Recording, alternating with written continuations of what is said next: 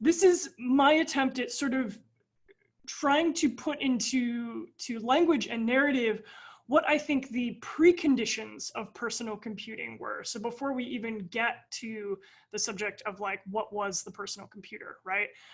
What do we need to historically understand in order to even have that conversation? So we can begin by saying that 50 years ago, no one had ever held a computer in their hand because computers were the size of rooms or refrigerators or boxcars.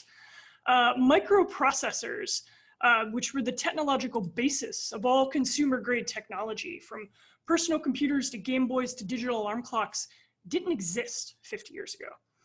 Yet from the intersecting interests of dreamy countercultural futurists and rapacious venture capitalists, from Japanese business leaders bent on selling handheld calculators by the millions to American tech entrepreneurs who thought there just might be a small market for DIY computers among ham radio hobbyists, entire consumer industries would rise in the 1970s and 80s, organized around what would become known as the personal computer.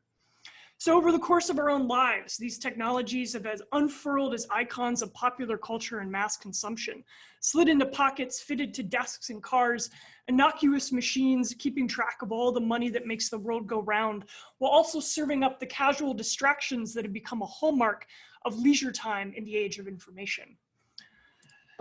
So the book I'm currently working on, called How the Computer Became Personal, is one historical account of how we might understand these important historical transformations of the 70s and 80s. That book is a platform study of the Apple II, the second product Apple computer ever produced, and one of the most iconic machines in the history of American personal computing. So the premise of my book isn't about how the Apple changed everything or was the most important computer for any particular reason, but it's rather that the Apple II is like an optimal historical case study if you want to understand the broader economic, technological, and cultural phenomena that was actual computer use by everyday people around these machines, right? Including not just engineers and computer programmers, but small business owners, entrepreneurs, librarians, doctors, parents, and children. But how did this happen? When I sat down to start writing my book, I thought maybe 4 or 5 pages of prehistory might suffice for getting us to the point where I could talk about the Apple II. But within a couple of days of writing, I realized that the question of how the personal computer became possible was much bigger than I had originally thought. So what I'm going to present to you today is a condensed version of that work from this initial chapter. So not an account of how the personal computer happened per se, but a documentation of those technological, economic, cultural conditions of the 50s, 60s, and 70s United States that would eventually converge in the emergence of the personal computing industry in the late 1970s. Or what we should more accurately call the microcomputing industry, right? So if you've ever heard me complain about our understanding of the history of computing, this is usually one of the places it starts. A note about terminology. In the late 70s through the mid 80s, the term personal computer actually had a very specific meaning. It did not mean then what it means today. Personal computer during that time referred to desktop computers intended for individual use in offices. Personal computers were thus opposed to home computers, which was the preferred term for desktop computers. Desktop computers intended for non-professional purposes, intended for use in homes, such as, so maybe they would have been used for hobbyist programming, games, or basic household management applications.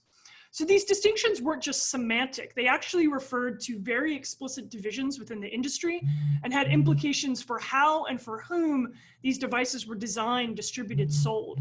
So floating around this internal industry distinction was a host of other terms that were circulated by users and hobbyists, programmers, journalists, marketers.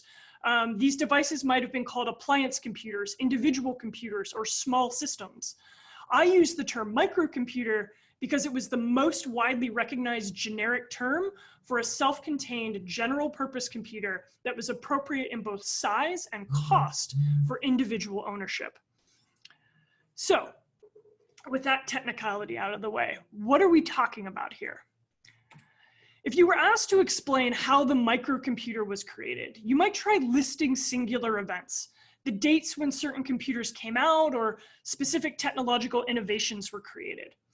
But timelines can only take us so far. They inevitably trade chronology for context. Knowing the order of events can be handy, but it's no substitute for understanding why those events were in play to begin with. So rather than imagining microcomputer invention as a casual chronology spread out along a timeline, this talk is an account of multiple trajectories within computing and electronics technology that layer over time. So rather than a straight line in which events follow one after the other, as a result of what preceded them, the metaphor of trajectories here allows us to frame the development of microcomputing through pre-existing historical forces that were already shaping how things occurred, right? Trajectories aren't inevitable. They can be knocked off course, but they have momentum. And so furthermore, thinking about trajectories puts an emphasis on habits, contexts, practices, rather than singular events.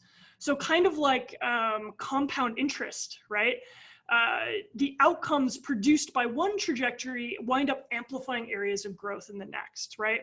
So over time, some outcomes gain more momentum than others. Some futures become more possible, others become less so.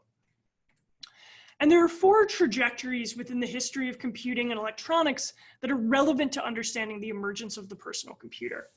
So these would be data processing and interaction, miniaturization, the individual ownership of technology, and profit seeking. So they move fairly chronologically, but are also kind of running alongside each other somewhat simultaneously. And if this all seems a bit abstract right now, I promise it'll get much clearer as we move along. So let's just begin. So data processing and interaction, right? So even when the first microcomputers were being released in the mid to late 70s, most people had trouble imagining what they would want to do with, like, why would you even possibly have a computer personally, right?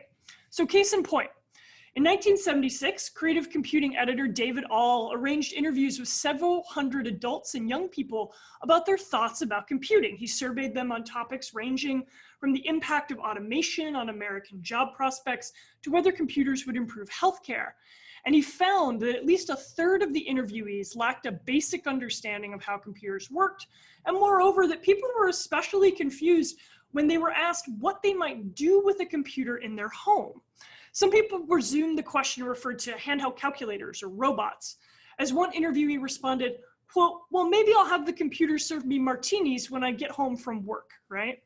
We still have not, all the AI in the world, and we still have not solved that problem.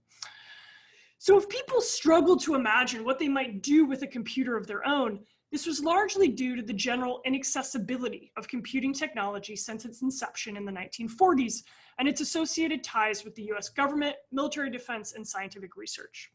So the computer's first mainstream television appearance happened early in November 4th, 1952, when CBS elected to bring a massive UNIVAC on set for election night coverage of the presidential race between Dwight D. Eisenhower and Adlai Stevenson.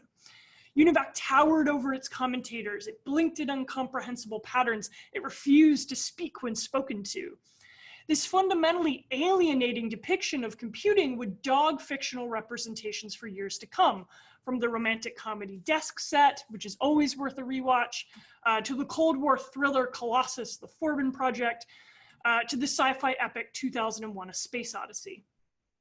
Despite the widespread prevalence of computing across nearly all major commercial industries and government institutions, popular representations depicted it as ominous and threatening, and most people lacked the lived experience necessary to have an alternative perspective. So the computers depicted in cinema were massive and foreboding. They overtake rooms, they stretch the length of walls, they bathe humans in the glow of their blinking lights. These depictions are somewhat exaggerated, but they're not wholly inaccurate, right? Mid-century computing was defined by the mainframe, which were massive, typically room-sized, centralized computing installations designed for large-scale institutional, governmental, or commercial data processing. A single mainframe might service the computational needs of hundreds of users dispersed across a company or even a geographic region. But yet individual access was rare. Not only were there very few mainframes in the US in the early 60s, at that time, there were about 6,000 computers total in the country. They were also exceedingly expensive. They ran on, these machines were leased, they were rarely bought, and leasing costs ranged anywhere from $5,000 to $275,000 a month. And that was in that unit of, that was in like 1960s dollars, right? So making computer time a commodity that could not be wasted on people who didn't know what they were doing with these machines, right? So even people who wrote programs often did not have direct access to the mainframe that computed their code. Instead, a program was inscribed onto punch cards and turned over to an operator, often women, who served as intermediaries between the programmers and the machines. The sheer expense of computing is the dominant reason that prior to the mid-70s, it wasn't feasible for individual people to own or even lease computers. So computers proliferated in businesses, universities, federal research labs, local governments, and public institutions, but they were not found in people's homes. Starting in the late 60s, however, the norms surrounding computer accessibility began shifting due to the rise of both time sharing and a new class of computing technology, the mini computer. So time sharing, which I've sort of depicted here, was a transformation in the technical engineering of data processing, which in turn altered the material usability and interactive experience of computing power. So prior to time sharing, mainframes process data in a linear fashion. Operators would take the punch card programs submitted by many different users, batch them together, and process them as a stack. This was known as batch processing. This minimized the amount of time a computer sat idle, but it meant programmers often had to wait several hours to get their results. With time sharing, however, a computer basically divided its processing capabilities between multiple users across a network. So you didn't even have to be in the same room as the computer you just had to be connected over a network. And what it did was it switched its processing activities from one user to the next rapidly enough that human perception didn't experience much lag. So these technical transformations in data processing had sociocultural dimensions. In other words, the experience of interacting with a computer changed. So computer historian Kevin Driscoll has described it, quote, in the ideal case, a time-sharing system gave multiple users the illusion of having exclusive access to a machine all their own. So rather than having an operator as an intermediary, users could directly access a computer's storage and processing capabilities using a terminal of some kind, often a teletype, which is depicted in this image, which was an integrated keyboard for input, a printer for output, though there were also CRT monitor terminals that could be used. Altogether, these intertwined changes in both the dynamics of data processing and the relations of distance between user and computer mediated through a terminal resulted in a sensation of immediate interactivity and individualized use, which are qualities that we would later understand as essential to the rise of microcomputing as personal computing. So time sharing first developed for mainframes in the early 60s, but the practice really took off with the emergence of a new class of computing systems called mini computers. So these were typically no larger than a really big refrigerator, right? Mini computers were comparatively smaller, they were certainly cheaper, and they were better suited to the data processing needs of universities, school districts, mid-size offices. It was generally understood that a $20,000 mini computer from 1970 was about equivalent in processing power to a $200,000 mainframe that was just a little older. So despite these comparative benefits, though, hardware manufacturers didn't necessarily develop minis to compete with mainframes. As computer historian Paul Ceruzzi writes, mini computers were significant because they, quote, opened up entirely new areas of application. They introduced large groups of people, first engineers and scientists, later others, especially a lot of students, to direct interaction with computing machines. The PDP-8, which would become one of the most popular mini computers of the 60s, eventually reached over 50,000 installations, and one of the machine's publicity photos showcased it as theoretically portable, snugged in the back of a Volkswagen Bug. So time sharing in mini computers profoundly transformed accessibility to computer processing power, and with that helped disseminate the general know-how required for computer programming. So computing historian Joy Rankin has argued that the prevalence and popularity of time-shared mini-computing, especially in educational settings, form the basis for constructing what she calls computing citizens, for whom accessible, user-oriented computing technology engendered, in her words, cooperation, inspiration, community, and communication. This, in turn, set the foundation for qualities of personal and social computing that far precede our standard conception of these terms, right? Qualities that would only amplify as computing devices themselves persistently grew smaller. Which brings us to miniaturization. So achieving a mass market, general purpose computer, small enough, inexpensive enough, and useful enough for individualized ownership hinged on an electronics innovation called the microprocessor. For it's the micro in microprocessor from which the microcomputer derives its name. So for non-technical users of the early microcomputer era, microprocessors were sometimes explained as the heart of a computer, or the brain, or just where the action was, right? Nobody knew which organ it was, but they knew it was an important one. And so while these terms are simplifications, they express something of the microcomputer's technical essence, the miniaturization of a computer's core functions, such that they could be centralized onto a discrete physical location, often no larger than a postage stamp. So the development of the microprocessor was part of a long trajectory of government-backed research and investment in electronics miniaturization and semiconductor manufacturing that dated back to the 1950s, actually, when the US military comprised about 70% of the market for these goods, right? That means they had a disproportionate authority in determining research trajectories, right? So when modern electronic computers were first developed in the 40s,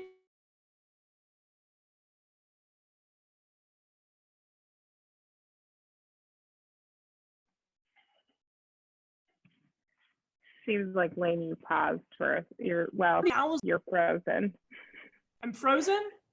Or yeah, can you put in the chat, guys, if it froze for you too? I think that, yeah, if you can go back just like a minute.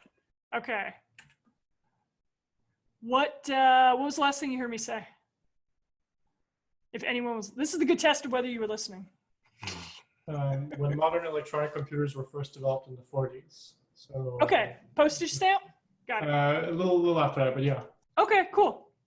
So yeah, as I was saying, the development of the microprocessor was part of a long trajectory of government-backed research and investment. The government was supremely interested in electronics miniaturization. So when modern electronic computers were first developed in the 40s, they were huge because they had to be.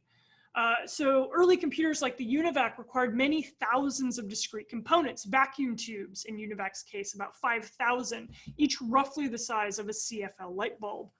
Yet over the forthcoming decades, research into miniaturization, material science, and semiconductor manufacturing, much of it which was driven by the US government's demand for lighter, faster, and more reliable military and space technology, made possible dramatic reductions in the size of electric circuitry. So bulky vacuum tubes in the UNIVAC gave way to boards of transistors and wires in the DEC PDP-1, which gave way to integrated circuits, also known as microchips. This is the prototype of the first integrated circuit kind of encased in plastic or glass. And so integrated circuits became the norm in machines like the IBM 360. The integrated circuit, first patented in 1959 at Texas Instruments, was particularly critical in the development of this chronology, establishing a standard physical architecture for computing that exists even to the present. By the 1960s, the integrated circuit had become both the primary technical and economic unit of computer assembly. So miniaturization didn't eradicate the market for mainframe computers. What it did instead was open up markets for smaller computing devices, such as mini computers in the 60s and consumer electronics like portable calculators, digital watches, and home video consoles in the 70s. The semiconductor manufacturers that made integrated circuits were driven by this very hot competitive market full of demand across both military and commercial sectors. And the rivalry between these manufacturers fueled further research as each sought the latest developments that might help them secure or maintain market share. So during this period of thick competition, the density of microchips doubled every 18 to 24 months. That was what would make good on the projections made by Intel's co-founder Gordon Moore, which establishes the thing we know of as Moore's law. So the more microchips manufacturers sold, the cheaper they were to make, driving prices down even as complexity scaled upward. So in consumer terms, a calculator that cost $100 in 1970 could be purchased for $10 in 1979. This trajectory of innovation wasn't inevitable, but once it started, the drive toward miniaturization was interpreted as both a cultural necessity and a technological inevitability. By the late 60s, this doubling effect achieved a state where microchips were dense enough to contain all the central processing functions of a computer onto a single chip, rather than spread out across multiple chips. So in other words, the technological conditions of possibility for the microprocessor had been achieved. The use value of such a technology is in its economies of scale. So before the microprocessor's development, microchips were typically custom designed for specific devices. For example, the first commercially released microprocessor, the Intel 4004, was actually originally designed as a cost-effective engineering solution for a Japanese electric calculator company. The initial manufacturing schematics from the Japanese company, Visicom, had prescribed 7 different integrated circuits, each one specialized, hardwired to a circuit board, and useful only for that device. What Intel did was suggest an alternative, a single general purpose logic chip, a microprocessor, which Intel could market that same chip for purposes beyond calculators. So rather than producing tens of thousands of custom designed chips for the manufacturing run of an individual calculator, Intel could mint hundreds of thousands of a single chip that they could use in any number of devices. Intel would grandly advertise the 4004 as a micro-programmable computer on a chip, a clever bit of marketing lacquer given that the 4004 needed 3 other integrated circuits to do anything useful. But the sentiment was true in spirit, if not in technical detail. What had once been spread out through the metal chassis of a room-sized computer could now be held in the palm of the hand. So a progressivist history that imagines the rise of the personal computer as obvious and inevitable might scold semiconductor and mini computer companies like Intel, Xerox, and DEC for missing the micro opportunity. Yet in the early 70s, these companies had good reasons not to see opportunity in producing self-contained computer units for consumer-grade distribution. So not only would such potential devices go against everything a company knew about their business model, their service networks, and their sales know-how, the entire premise would have seemed technologically dead on arrival. The initial capabilities of a single computer on a chip were extremely limited, offering slower performance and smaller memory address than the cheapest of mini computers. Even Intel's engineers presumed that the primary market for microprocessors was as control devices, as the chips that would regulate microwaves, alarm clocks, automobiles. Intel and other microprocessor manufacturers did not imagine consumers themselves would want access to this technology, especially given how hard it was to program for these devices. Thus, the earliest microprocessor distribution networks were not set up for consumers or even low-volume buyers. It was really difficult as an individual to access a microprocessor in the early 1970s. Nonetheless, what manufacturing executives didn't anticipate, and in some sense had no reason to anticipate, was an entrepreneurial class of technical hobbyists, particularly those interested in electronics, who got microprocessors circulating as products for individual use in computational experimentation. So, individual ownership or possession, if you want to think about it that way. So electronics hobbyism was an active leisure pursuit among a small but dedicated subculture of post-war American men, one that would have most prominently included ham and CB radio activities, but also a broader range of electronics tinkering, repair, and kit building formed around a mid-century fascination with electricity. So while it was still not economically practical in the early 1970s to explore general purpose computing at the hobbyist level, many of the devices showcased were computing adjacent insofar as they involved circuit board construction or even low-cost microchips. So for a community dedicated to rapaciously exploring personal applications of electronics, the computer would have symbolized the next great space of untapped discovery and potential, a little far off, but for all of them, clearly on the horizon.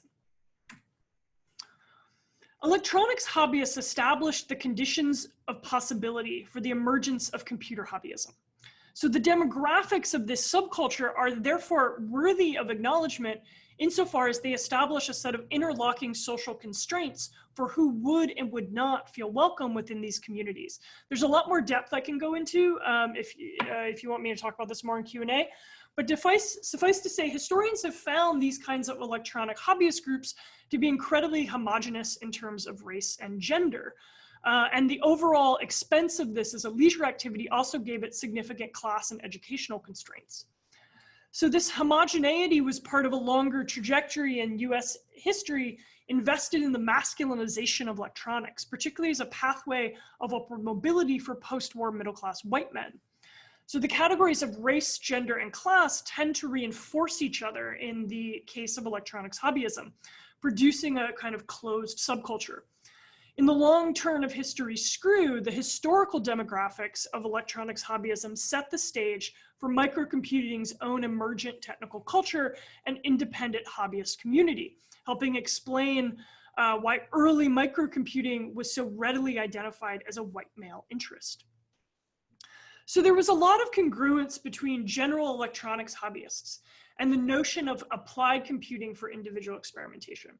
But the clearest evidence of the role electronics hobbyists played in the establishment of microcomputing as both, let's say, a technological desire, as well as an economic industrial reality, lies in the Altair 8800, which debuted on the cover of the January 1975 issue of Popular Electronics.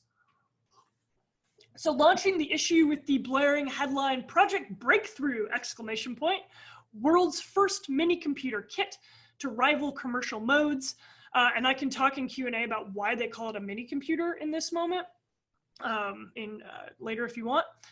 So Popular Electronics' kind of breathless coverage of the Altair dominated the issue's editorial, promising that the home computer age was available for $397 with, quote, all parts, including ready-to-use cases, switches, and power supply. So manufactured by MITS, an electronic calculator company in Albuquerque, New Mexico, the machine looks nothing like what we would recognize as a computer today. There's no screen or keyboard, no mouse, no GUI, not even a command line. Under its industrial blue chassis, the Altair was full of boards and chips. The computer's input and output was rudimentary in the extreme. Programs were loaded onto minimal memory using switches along the front panel, and output registered as patterns of lights that had to be translated out of machine code. So the processing power was comparatively minuscule, solid state memory non-existent, and MITS wouldn't offer purchasable software until months later. Yet the Altair struck a nerve in the body electric of a nationwide hobbyist computer community sutured together by clubs, user groups, and magazines like Popular Electronics. In many ways, the Altair was exactly what this community had been waiting for. The Altair did not invent the idea of a computer someone could personally own. Rather, I would argue it tapped into an ambient conception for ownership and individualized use that had been primed by other phenomena, including the hobbyist electronics industry more generally, as well as time sharing. I think both of those things set a set of kind of cultural expectations that these are products that you should be able to own, right? So while electronics hobbyists nurtured active social networks, they eagerly shared knowledge, and in some cases, they even believed in a moral right to free access across radio waves, telephone networks, or mainframe computing systems. At the foundation of these communitarian practices was an emphasis on the private ownership of technological appliances, right? There was a special freedom and self-determination associated with having access to electronics that were typically sold as black box goods or otherwise largely only available in regulated environments. Many hobbyists felt their explorations liberated these technologies from bureaucratic control.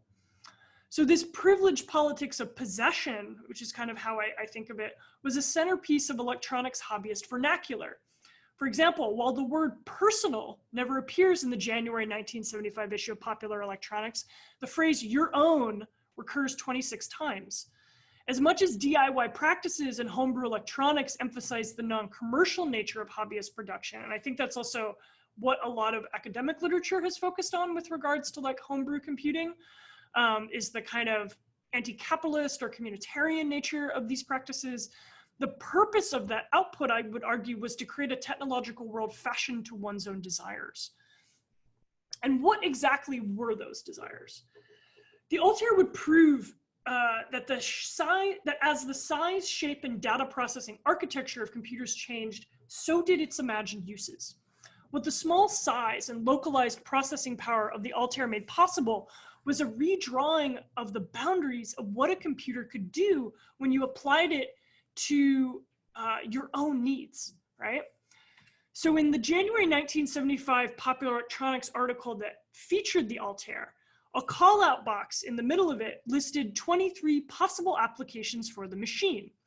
So some of the proposed uses, like programmable scientific calculator or signal analyzer, reflect typical software programs, in which the use case for a computer was to solve a specific problem or analyze a circumscribed data set. Yet many more of the proposed 23 uses speak to a range of applications previously impossible through something like mainframes or time sharing. So these might include the intrusion alarm system with combination locks, digital clocks with time zone conversion, autopilot for planes and boats, even brain for a robot, right?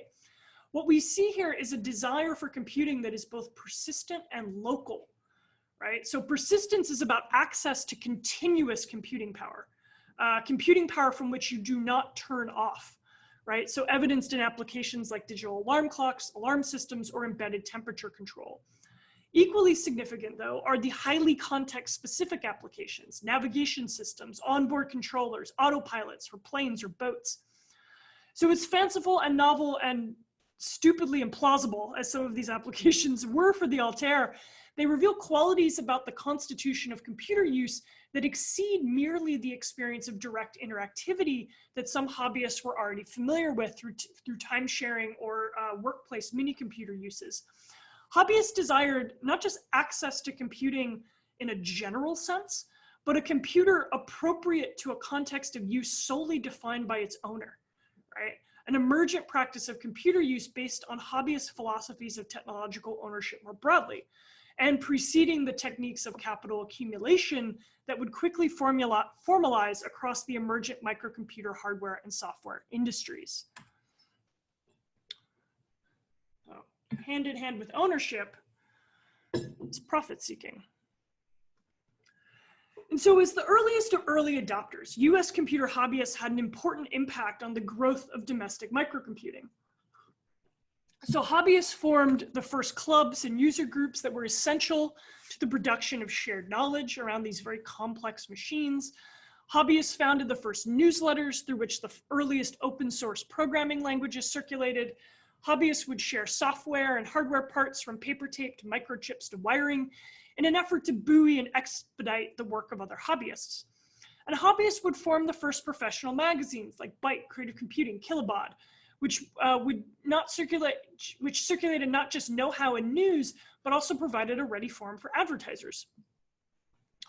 Yet as some hobbyists tinkered, as they traded software, as they grokked machine code and soldered circuits and shared knowledge and imagined new kinds of techno-utopians, others were taking out lines of credit, placing phone calls to semiconductor manufacturers, poring over electronic surplus listings to see where they might get a good deal on wholesale aftermarket components.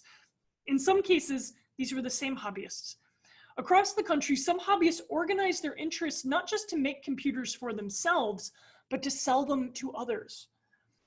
And so MITS may have been strongest to market in this untested industry in 1975, but the microcomputer world would swell over the next 36 months, 3 years, as electronics engineers and entrepreneurs experimented with the increasingly accessible microprocessors from Intel, National Semiconductor, Texas Instruments, and MOS.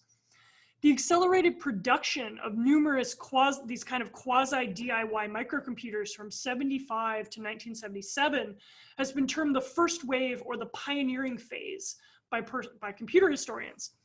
So this designation would include the Altair 8800 most prominently, but also the IMSI 8080, the Vector 1, the Heathkit H8, the North Star, and others. There was tons of these kinds of kit computer machines made during this time.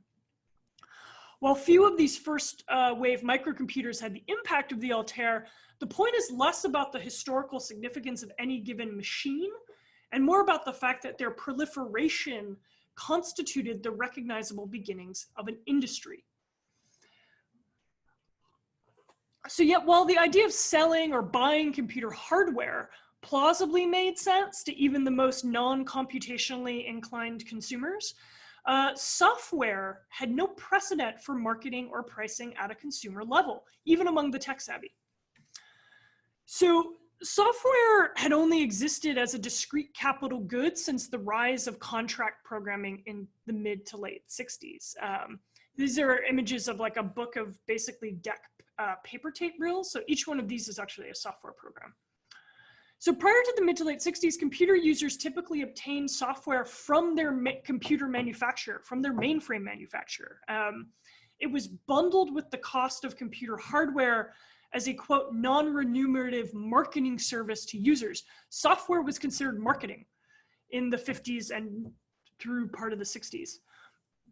So translating the corporate software product business model to an exploratory consumer microcomputer market was challenging for early software entrepreneurs who lacked precedents for appropriate pricing, but who also struggled to justify their financial self-interest to some segments of the computer hobbyist community. So as many computer hobbyists saw it, sharing software utilities was a necessity, part of a generalized pursuit of knowledge, as well as a dismantling of authoritarian control over information, right? They understand you pay for hardware, but software should be free. That was kind of a big piece of the hobbyist mentality.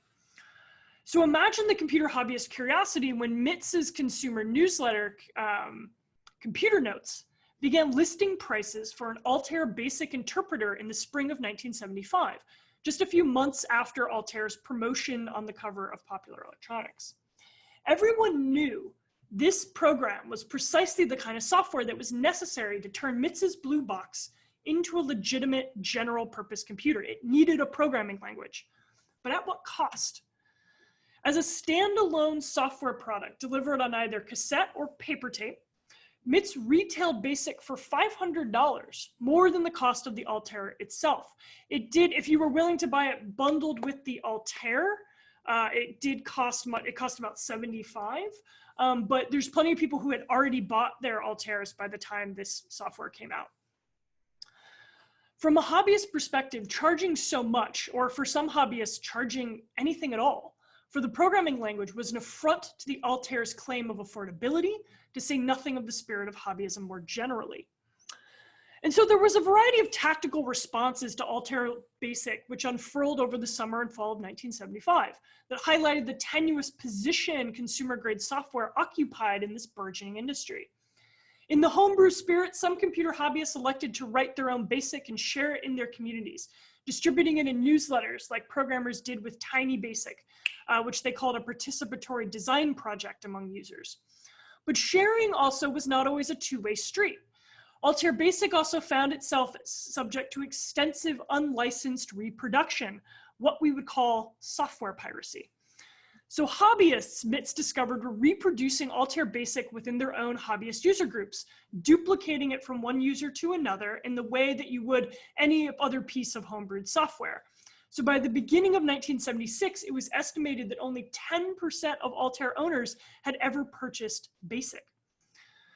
So while these unlicensed duplications may have short-sheeted MITS's capacity to maximize software as supplemental revenue, the real loss of monetary potential was felt by Altair Basics developers, a minuscule startup called Microsoft, helmed by 22-year-old Paul Allen and Bill Gates, who was all of 19 at the time. The deal that Gates and Allen had struck with MITS was foremost a per-copy royalties arrangement. In structuring their compensation through a sliding scale of royalties, the arrangement between MITS and Microsoft established a new business model in the software industry. The benefit of a royalties arrangement was that it was built on the volume of sales rather than a specific contract price, which had been the historical standard for how someone was paid to do software production. This decision hinged on the anticipation that the microcomputer itself was an individual appliance primed to sell en masse, catalyzing purchases of software through which Microsoft would recoup its production costs, support further development, and produce profit. So economies of scale are significant to understanding why a royalties arrangement was preferable to like a large upfront payment. So while there might have been hundreds of mainframes in the country, or thousands or tens of thousands of mini computers, the conceivable market for microcomputers was theoretically every household in America, right? In other words, millions. Royalties would allow Microsoft to grow alongside the market itself and tied the company's success explicitly to the proliferation of microcomputers generally, rather than any specific machine. But in such a financial arrangement, every unlicensed copy of Altair Basic registered as revenue lost for Microsoft, which is what made piracy so problematic in the earliest days of this industry. Yet the imperatives of Microsoft's profit-seeking would find its outlet not in consumer-level unit sales of Altair Basic, but from the company's expansion into sublicenses, other programming languages, and other microcomputers. So basically, the machines that may have been the competition to MITS's hardware were just clients in the making to a software company like Microsoft. And what Microsoft had done with the Altair was just one model of an effort to extract profit from the labor of creating software, right? So as much as some histories have tend to emphasize like the counterculture ethos of hobbyists and their strong cultural ties to techno-liberatory practices like pirate radio, phone phreaking, or hacking, microcomputer also clearly emerged within a crux of pre-existing capitalist interests, right? These included the multi-billion-dollar hobbyist electronics industry, a nearly 3-decade history of contract programming in business sectors, and the pre-existing service charges associated with timeshare access. Whether hardcore hackers and hobbyists liked it or not, it's not like the capitalists came for their machines, it's that the capitalists were already there because they were already them. Oh, cool, wow. So that's kind of like the bulk of the talk. What I hope to be able to offer was kind of a basis for understanding these technical, economic, and the cultural constitution of American microcomputing, right? No singular transformation or invention or person made the microcomputer. Rather, its emergence was an accumulation of effects that produced new terrains of the possible. So by 1977, we would see the release of what's been called the second wave of microcomputers, computers that look more like time-sharing dumb terminals than an Altair, computers designed from the start to have keyboards, monitors, some form of external data retrieval or storage. But everything about the conditions of arrival for these machines, I would argue, is set in motion by intersecting phenomena that can be traced back over the preceding 20 years. I would totally love to thank you for listening to me.